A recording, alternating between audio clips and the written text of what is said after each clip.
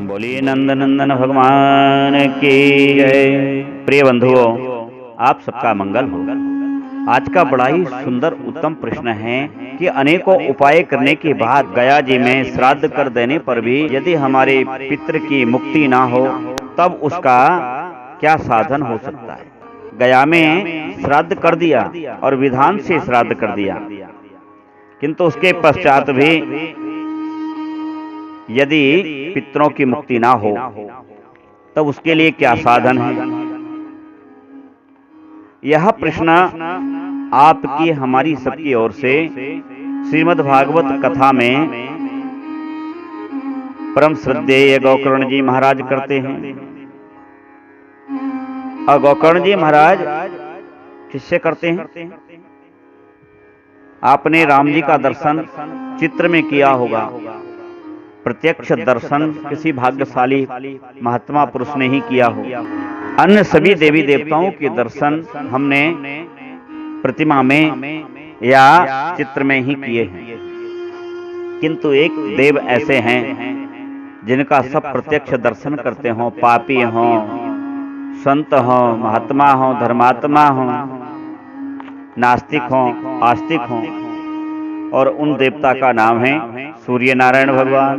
बोलिए सूर्य नारायण भगवान की जय। तो सूर्य नारायण भगवान से प्रश्न पूछा है गोकर्ण जी महाराज।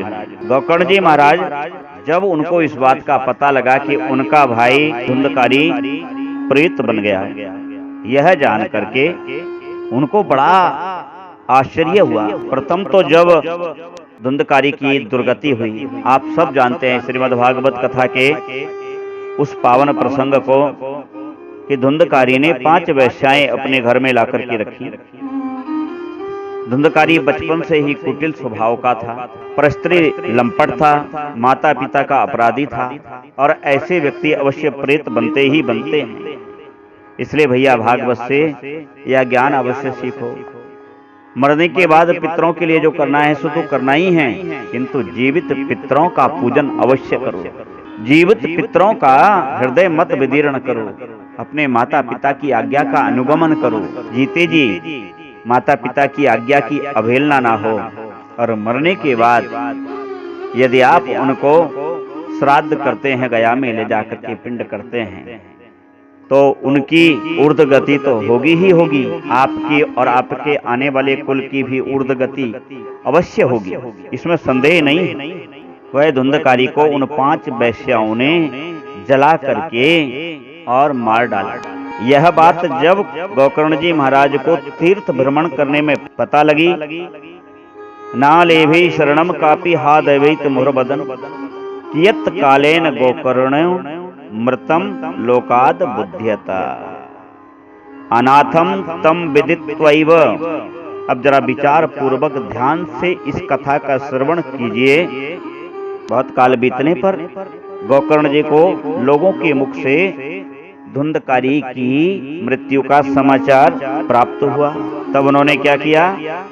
अनाथ जान करके, क्योंकि अब कोई है नहीं, मैं ही हूं, यह जान करके अनाथम तम विदित्वैव गया श्राद्धम अचीकरत अस्मस् तीर्थे तो संयामी तत्र श्राद्धम वर्तयत। गया जी में जाकर के अपने हाथों से, अब गोकर्ण जी महाराज तो परम विद्वान, कोई कमी गया के श्राद्ध में रही नहीं होगी। आप हम एक बार सोच लें कि पंडित जी ने कोई गलती कर दी होगी, हमारा श्राद्ध ठीक से नहीं हुआ होगा, किंतु क्या गोकर्ण जी जैसे आत्मज्ञानी महात्मा के विषय में ऐसा सोचा भी जा सकता है? कदापि नहीं। और इस प्रकार वह भ्रमण करते हुए एक दिन जब अपने घर पर आए, अर्धरात्रि के समय उन्होंने सोचा ग्रामवासियों को सूचना ना हो, इसलिए मैं अपने भवन में ही जाकर के, वह उजाड़ पड़ा हुआ था भवन, क्योंकि वहां कोई था नहीं, चुपचाप कुछ पत्रावली जो घास तृण धूल रही होगी उसको झाड़ के वहीं एक स्थान पर शयन कर गए। और मध्य रात्रि का समय था। जैसे ही वह निद्रावस्था में आए, तब तो वह प्रेत बन गया। धुंधकारी उनका भाई, वह तो वायु रूप में वहां रहता था, तत्र सुप्तम स विज्ञाय धुंधकारी स्वबांधव निशीते दर्शयामास महारौद्रतरम बपु। वह महाभयानक विकट रूप धारण करके उनको भयभीत करने लगा। वह कभी भेड़ा बनता, कभी हाथी बनता, कभी भैंसा, कभी इंद्र और कभी अग्नि का रूप धारण करके महात्मा गोकर्ण जी को भयभीत करने लगा। सकृन्मयीषा सकृद हस्ते सकृच्च महिषो अभवत् सकृदेन्द्र सकृच्चाग्नि पुनश्च पुरुषो अभवत्। गोकर्ण जी जान गए कि कोई प्रेत यहाँ आकर के निवास करने लगा है। तब पूछा गोकर्ण जी ने, कसत्वम उग्रतरो रात्रौ कुतो यातो दिशा में माम। अरे भैया, तुम कौन हो और इस तरह क्यों व्यतीत कर रहे हो यहाँ पे समय? तुम प्रेत हो, किंबा प्रेता पिशाचो व राक्षसो असीति संसना। इनमें से तुम कौन हो? प्रेत हो, पिशाच हो या राक्षस हो? अब प्रेत को वाणी नहीं होती, प्रेत को शरीर तो वैसे ही मिलता है, किंतु प्रेत बोल नहीं सकता, प्रेत खा नहीं सकता, प्रेत पी नहीं सकता। उसका कंठनाल जो सुई में डालने वाला गिट्टी का महीन धागा होता है, ऐसा उसका कंठनाल हो जाता है। वह कुछ भी पी नहीं सकता है और उस समय उसे बड़ी भयंकर प्यास लगती है, बड़ी भयंकर भूख लगती है और वह हा देव चिल्लाता हुआ भटकता हुआ घूमता है, अपनों के बीच में जाता है, अपने टेबल पर रखे हुए बहु प्रकार के व्यंजनों का स्वाद हंस हंस के चखते रहते हैं, चखाते रहते हैं, और लीजिए और खाइए। तब वह बहुत दुखी होता है कि अरे मेरे लिए भी कुछ करो, मैंने तुम्हारे लिए कितना कुछ नहीं किया। और फिर वह पितरों का जो पालन नहीं करते, पोषण नहीं करते, उनकी ऊर्ध्व गति नहीं कराते, उनको वह श्राप करते हैं। फिर उनकी पत्रिका में मांगलिक दोष आने लगता है, राहु केतु आने लगते हैं, काल सर्प योग का योग बनने लगता है और उनके बच्चे अवश्य मूल में पैदा हुआ करते हैं। तब आप जान जाइएगा कि यह हमारे लिए संकेत है कि हमारे पितर अधोगति में हैं, हमें उनकी सदगति करना चाहिए। सदगति हो कैसे? तब दयालु गोकर्ण जी ने जान गए कि प्रेत है, इसको वाणी कहाँ से आए।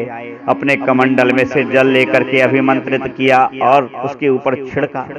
जैसे ही जल सिंचन किया तो वह दिखने भी लगा और बोलने भी लगा। वह बुरी तरह से रोने लगा।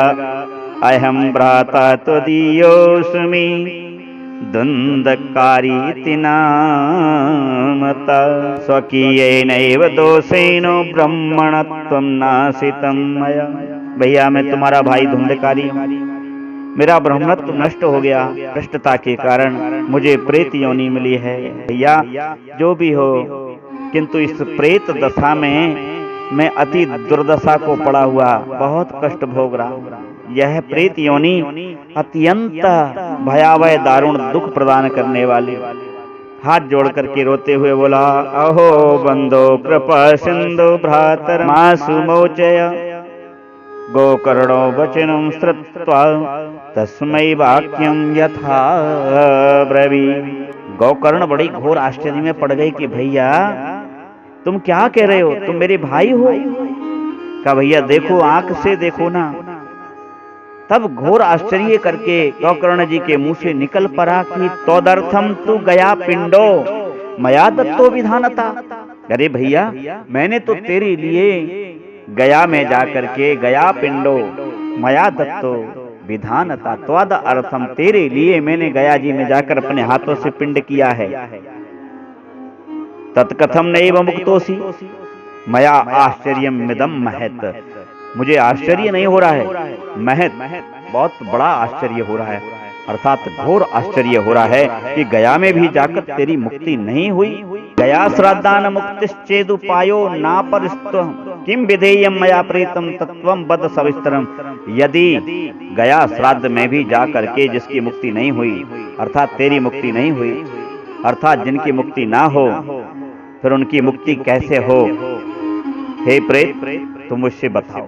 प्रेत ने जब ये बात कही तो आप इसको ध्यान से सुनिएगा। प्रेत उवाचो, प्रेत क्या कहता है? प्रेत कहता है, गया श्राद्ध सतैनापि मुक्तिर्मे न भविष्यति उपायं परम कंचित्त्वं विचारय सांप्रतम।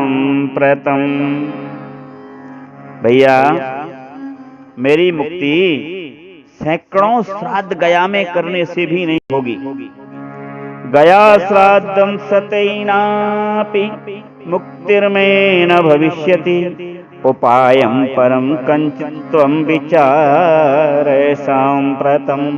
भैया, आप एक गया श्राद्ध की बात करते हो, मेरी मुक्ति तो सैकड़ों श्राद्ध गया में करने से भी नहीं होगी। किंतु मैं नहीं जानता कि मेरी मुक्ति कैसे होगी, आप इस पर विचार करके बताओ। तब गोकर्ण जी महाराज ने कहा कि भैया, अब तुम जाके विश्राम करो और मुझे भी विश्राम करने दो। प्रातः जैसे भी होगा अवश्य मैं तुम्हारी मुक्ति का उपाय खोजूंगा। और फिर प्रातःकाल ग्रामवासियों से बैठ के और ग्रामवासियों से जब पूछा तो सबने एक ही बात कही, जो उपाय आपको नहीं मालूम हम क्या बतलावें।